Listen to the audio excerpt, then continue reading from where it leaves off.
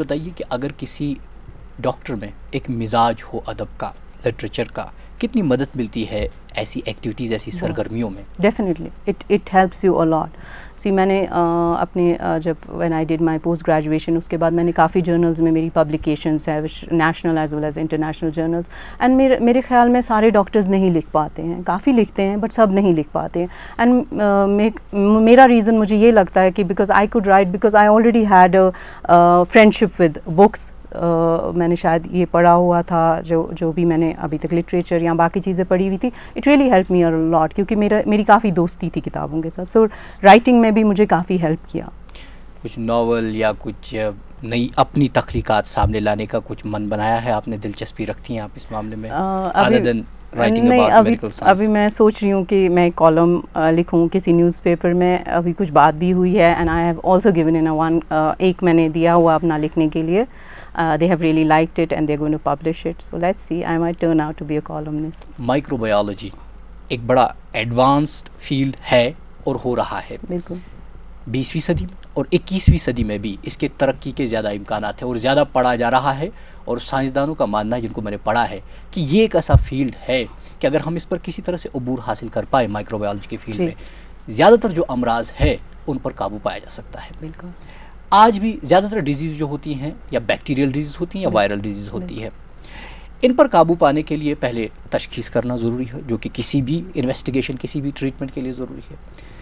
आज भी जब पेशेंट जाता है किसी भी इंस्टीट्यूट में, मेडिकल इंस्टीट्यूट में या तशखीसी मरकज़ में, माइक्रोबायोलॉजिकल टेस्ट जो करने होते हैं उसके लिए उसको बेचारे 28 दिन के बाद उसको बोलते हैं अगले महीने आइएगा। तब तक वो जो वायरल डिजीज़ होती है, उसके बैक्टीरियल डिजीज़ होती है, उसने पूरी तरह से जड़ पकड़ ली होती है और फिर उसका इलाज भी वक्त पे नहीं होता है। हम इतना पीछे क्यों हैं, हालांकि हमारे पास आप जैसे काबिल डॉक्टर्स हैं, आप जैसे काबिल माहिरीन हैं?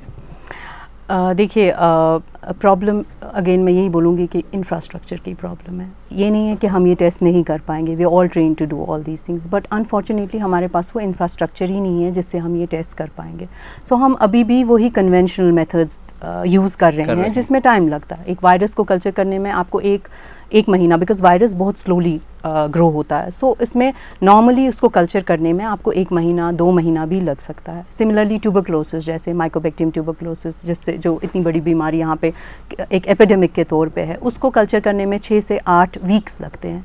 बट अगर हमारे पास ऐसे होंगे PCRs होंगे या बाकी बैक्टेक सिस्टम्स होंगे, we can do it in a much shorter period of time. अगर हमारे पास PCR होगा, हम 6 घंटे में या 2 घंटे में उसका आपको रिपोर्ट दे सकते हैं, एक पेशेंट को रिपोर्ट दे सकते हैं। सिमिलरली बैक्टेक भी एक ऐसी ही मशीन है जिसको हम यूज़ कर सकते हैं और जिससे हमारा टाइम काफ़ी कम हो सकता है, जो हम रिपोर्ट दे सकते हैं। But unfortunately again I am saying the system is at fault, we don't have all these things.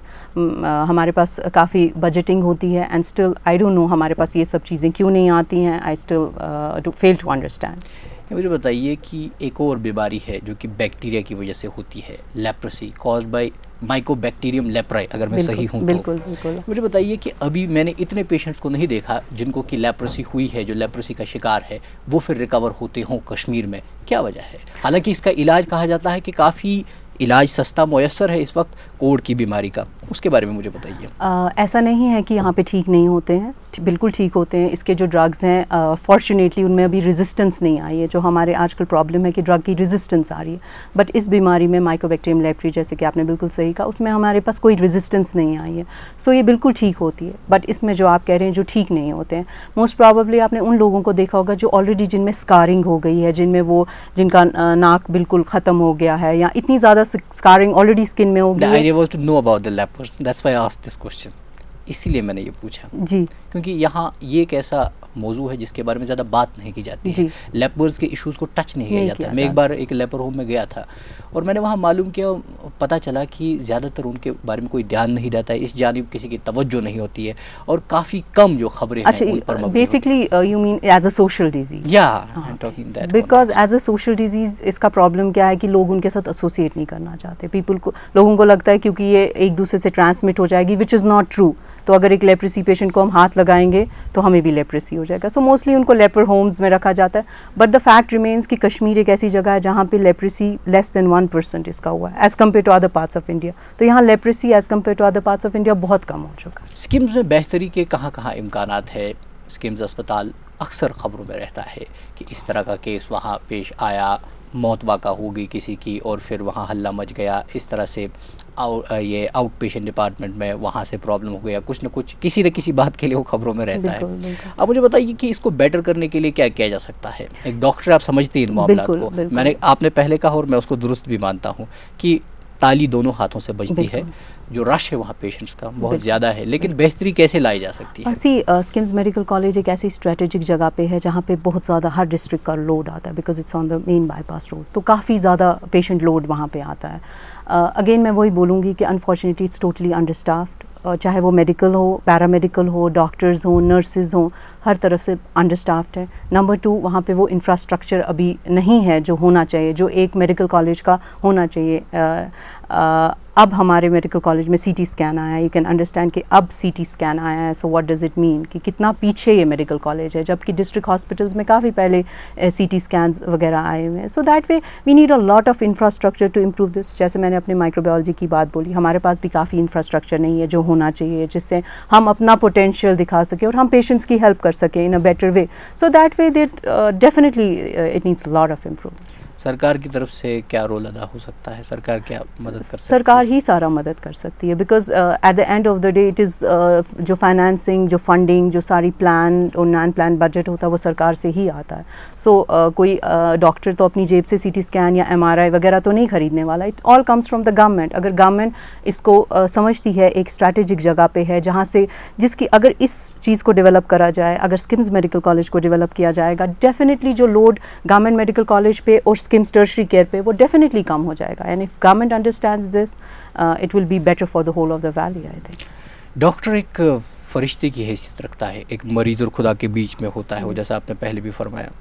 ये मुझे बताइए, कोई आपकी मेडिकल हिस्ट्री के दौरान कोई एक ऐसा केस जो आपके करीब है, आपके दिल के करीब है, जहाँ किसी पेशेंट की हालत तशवीशनाक थी और आपने उनका इलाज किया और आपको पजीराई हासिल हुई वहाँ पर? फिर डेफिनेटली काफ़ी सारे केसेस हैं जो मुझे याद हैं जहाँ पे मैंने जहाँ पे मेरी वजह से, मेरे होते हुए पेशेंट बच गया, जान बच गई। एग्जैक्टली ऐसे केसेस। बट मैं नहीं समझती हूँ कि इसमें I have done a great job because I am suppose to do this. ये मेरा आई एम अ डॉक्टर और मुझे किसी की जान बचाना है और ये मेरा पेशा है। बट डेफिनेटली मुझे एक केस ऐसा याद है जहाँ पे व्हेन आई वाज, जब हम वार्ड ड्यूटी में होते थे और अकेले होते थे, हमें पूरा वार्ड संभालना होता था, नाइट ड्यूटी थी। कई डॉक्टर्स क्या करते थे कि वो गायब हो जाते थे, वो वार्ड ड्यूटी में होते थे, they were suppose to be in the wards and they would not be there, और अटेंडेंस वगैरह उनको ढूंढ के परेशान हो जाते थे। सो ये एक चीज़ मैंने कुछ डॉक्टर्स में देखी थी जो वो ऐसे करते थे। तो मेरी ड्यूटी वार्ड 5 में थी और वार्ड 6 का एक अटेंडेंट दौड़ता हुआ मेरे पास आया and he could not locate the doctor. तो मुझे समझ में आया कि ही काफ़ी वो प्रॉब्लम में है शायद patient. So I went and I saw कि पेशेंट का ब्लड ट्रांसफ्यूजन लगा हुआ है एंड पूरी बॉडी पे हाइव्स हैं, वो हाँप रहा है, उसको he is in an anaphylactic shock and अगर उसको जल्दी कुछ ना किया जाए he will be dead in a few minutes. So उसको ब्लड ट्रांसफ्यूजन रिएक्शन हुई थी। I stop the blood transfusion. मैंने जो करना था, एड्रेनलिन, हाइड्रोकॉर्टिजोन वगैरह, नर्सेज आई तो हमने उस पेशेंट को मैनेज किया, he survived. It was a matter of life and death for him definitely. और मुझे ये केस अच्छी तरह से याद है कि उसमें मैं समझती हूँ उस डॉक्टर की थोड़ी नेग्लिजेंस थी, बिकॉज अगर वो अराउंड होता तो शायद उसकी ये हालत नहीं हुई थी। But I am grateful to God and कि मैं वहाँ पे थी, at least I could save a life. चलिए, इसके साथ साथ जो एक्नॉलेजमेंट होती है उसका अपना ही अलग मज़ा होता है। बिल्कुल। आपने खुद भी फरमाया कि कई बार नेग्लिजेंस के मामला भी सामने आते हैं। नेग्लिजेंस के वाक़यात ज़्यादा सामने ना आए, डॉक्टरों का जो अपना तरीक़ाकार होना चाहिए और अपनी जो नफ्सियात होनी चाहिए वो किस तरह की होनी चाहिए? अगर आप सजेस्ट करना चाहिए अपने प्रोफेशन के लोगों को, क्या कहना चाहेंगे उनको? मैं ये कहना चाहूँगी कि जो आजकल कुछ करप्ट प्रैक्टिसेस शुरू हो गई हैं जो नहीं होनी चाहिए। बेसिकली एक अनहोली अलायंस नेक्सस बन रहा है between doctors and pharmaceutical companies, जिसको हम कट प्रैक्टिस बोल रहे हैं, जिसमें एक डॉक्टर को पेन से लेके, कोई गिफ्ट से लेके एक गाड़ी या आप वो फॉरेन टूर्स तक वो फंडिंग करते हैं। तो क्या हो जाता है कि डॉक्टर एक ऑब्लिगेशन के अंडर आ जाता है, so he is bound to write such drugs, उस कंपनी के ड्रग्स लिखना ज़रूरी बनता है। इसकी वजह से क्या होता है, who is the sufferer, the patient is the sufferer, क्योंकि उसको कभी हाई प्राइस ड्रग्स बाय करने पड़ते हैं. He does not even need those drugs, he can not even afford those drugs, but he still has to buy them because उसके doctor ने उसको कहा है, और डॉक्टर को ऑब्वियसली एक पेशेंट एक डेमी गॉड की तरह मानता है. सो ये एक अनहोली करप्ट प्रैक्टिस जो शुरू हो रही है, I am totally against this. और मैं डॉक्टर्स को जो भी डॉक्टर्स ये कर रहे हैं, I am not saying all of them are doing, I know doctors who are so dedicated जो शायद अपनी लाइफ भी पेशेंट के लिए दें, बट जो डॉक्टर्स ये practice single sinner who is sinking the boat. Exactly जो भी डॉक्टर्स काफ़ी ज़्यादा इसमें मुलव्वस हुए हैं, I would definitely want to advise them कि ये प्रैक्टिस छोड़ दी जाए, बिकॉज इससे हमारा प्रोफेशन बहुत ज़्यादा डिग्रेड हो रहा है. मुझे बताइए कि आपके करियर के दौरान कई बार ऐसे भी मामलात सामने आते होंगे, फुला वज़ीर का जो मिनिस्टर का चचेरा भाई ऊपर वार्ड में दाखिल हुआ है और एक बेचारा गरीब आदमी है, इंटेंसिव केयर यूनिट में है, उसको आपकी अटेंशन की ज़रूरत है. आपके साथ इस तरह का साबिका पेश आया है कभी कि आपको अपने सीनियर्स ने कहा you have to attend to him? नहीं, personally no, personally this is never happen, but मैंने देखा है, होता है ऐसा, डेफिनेटली होता है, it is there. See Kashmir का एक कल्चर है सिफारशी culture. You can not change that सिफारशी culture. For that you need to change the mind set of the people, और वो माइंड सेट चेंज करने में काफ़ी टाइम लगता है. सो जब तक वो माइंड सेट हमारा चेंज नहीं होता है, गरीब आदमी हमेशा सफ़र करे. If you are confronted with this type of situation, what would you do then? See, if personally I'm confronted with this type of a situation, मैं definitely देखूंगी who needs more attention. मेरे हिसाब से जिसको ज़्यादा अटेंशन की ज़रूरत है, और अगर मैं लोन डॉक्टर वहाँ पे हूँ, अकेली डॉक्टर हूँ, जिसको ज़्यादा अटेंशन की ज़रूरत है, मेरे लिए वो भी पेशेंट है, ये भी पेशेंट है, चाहे वो गरीब हो या अमीर हो, both are equally suffering right now. So जिसको ज़्यादा अटेंशन की ज़रूरत होगी, आई थिंक प्रेफरेंस वही होनी चाहिए. कई बच्चियाँ ये प्रोग्राम देख रही होंगी, ये मुझे बताइए कि अगर वो डॉक्टर रुबीना लोन बनना चाहती हो, उन्हें क्या करना चाहिए? सबसे पहली बात जो मैं उनको कहूँगी कि be focused on your goals. जो भी आपके लाइफ में गोल्स हैं, जो भी आपके ख्वाब हैं, जो आप ड्रीम्स पूरा करने चाहती हैं, उन पे फोकस रखिए, और डेडिकेशन से, डिलिजेंस और हार्ड वर्क से अपना काम कीजिए. Don't get derailed from your goals. I think that is the most important thing one can do to achieve them. अपने अहदाफ कायम करना, टारगेट्स का तयन करना और उसके बाद उनको हासिल करना, और ये इस किस्म की इंस्पिरेशन वो आपसे हासिल कर सकती हैं, और लगातार मेहनत करनी चाहिए. बिल्कुल. और अपना एक अलग एटीट्यूड रखना चाहिए. You should be different in your own way, और जिस तरह से आप समाज की खिदमत कर सकते हैं. प्रोग्राम में शामिल होने के लिए आपका बहुत बहुत शुक्रिया डॉक्टर रुबीना लोन. तो ये थी डॉक्टर रुबीना लोन. अगले प्रोग्राम में हाजिर खिदमत होंगे. जब तक के लिए अल्लाह ने के बाद.